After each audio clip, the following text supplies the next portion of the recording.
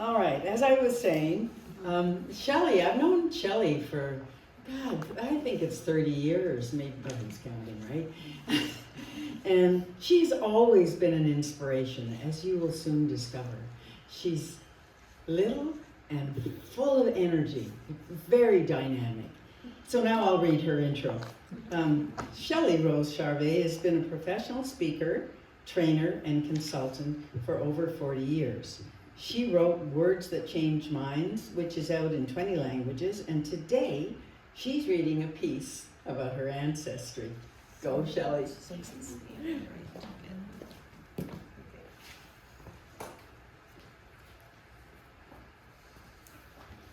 This piece is called 23 and Moi. And that's right in my head. Yes, thank you. Thank you. Yeah. Did you ever see those videos about discovering your ancestry? It was back in the days before COVID, or BC as I call it. I think those videos came out in about 2 BC. They interviewed people from the UK who said they hated Germans and then discovered they had German ancestry.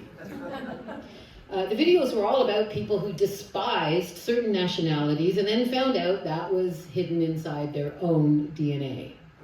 Well, that got me thinking about DNA. My DNA.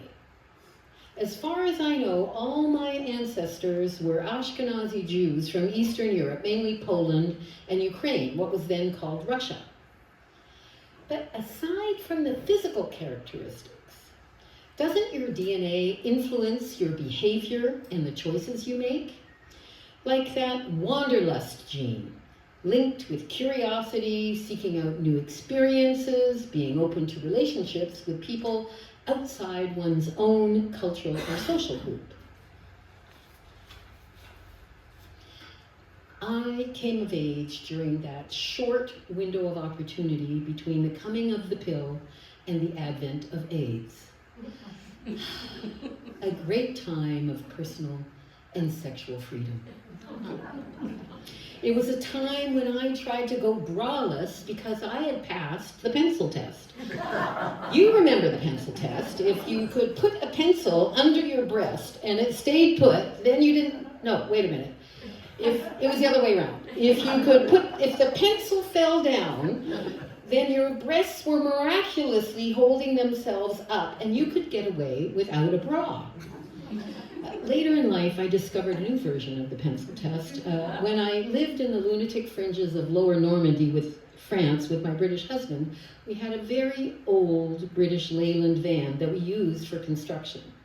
The shocks on the van were so bad that if I weren't wearing a bra while driving, I couldn't see where I was going. Back to the pencil test.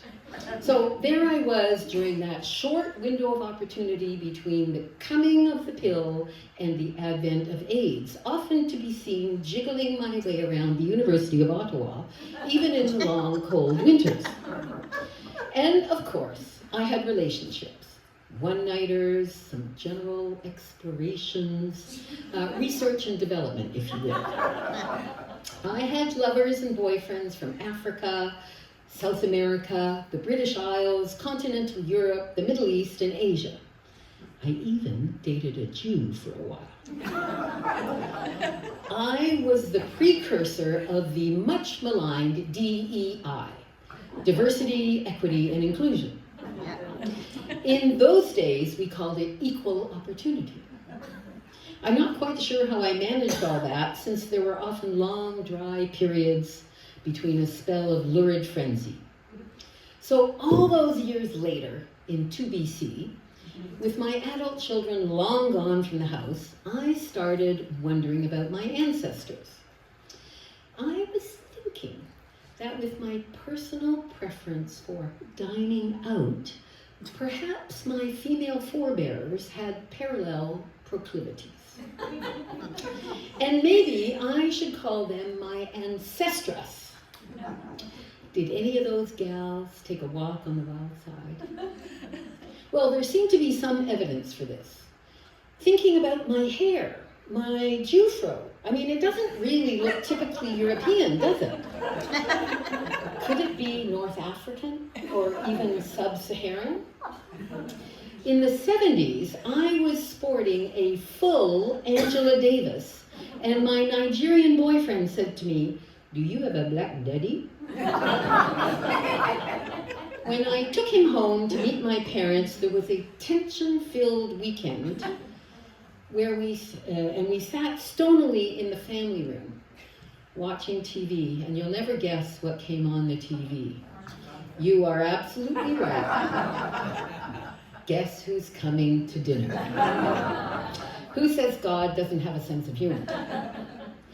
And what about all those Cuban women in Veradero who would look me up and down knowingly, nodding at my hair and my big, big bum? Well, doing my DNA could prove it, one way or another, couldn't it? So this musing about mixing DNA from different tribes made me realize that really, the only way for me to know would be to look at the DNA from my female ancestress. Think about it. If a man were to mix his DNA, he would be leaving a sample somewhere else, with someone else. Here's a sample for you, darling. Men spread their DNA by giving some of theirs away. So if my male ancestors went off on some wayward wanderings, that would not have any impact on my genetic or behavioral makeup, because the specimen would have been deposited somewhere else outside the neighborhood. You can see I've thought this through. So if I were to have some multicultural makeup, that would have to mean that my female ancestress strayed outside the tribe for a little hanky-panky, gathering a couple of teaspoons of that foreign DNA. Women bring in outside DNA, while men just give theirs away.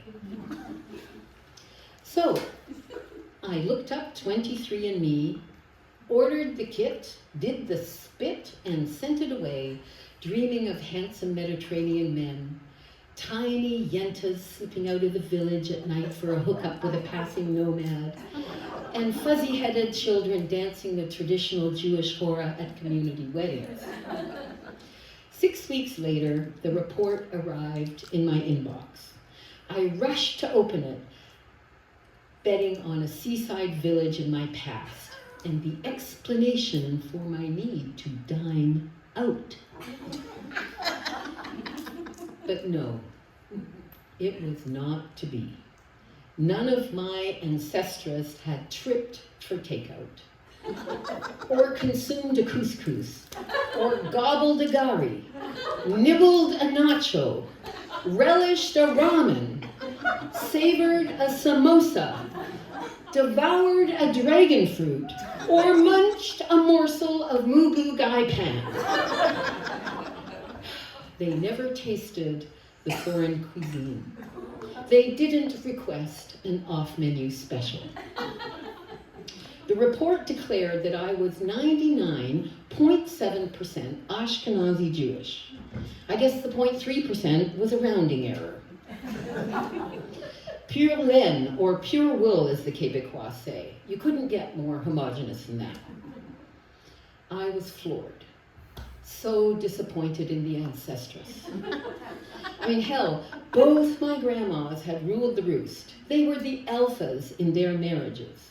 My bubba, my mother's mother, had shut down her furniture selling business in the East End of London and told her lazy husband to get off the couch and get a job to support the family.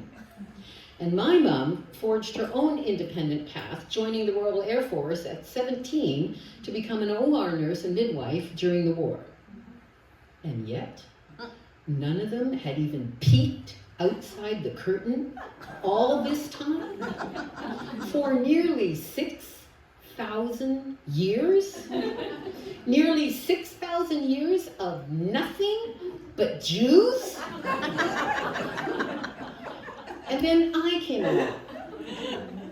Well, obviously, someone needed to make up for lost time.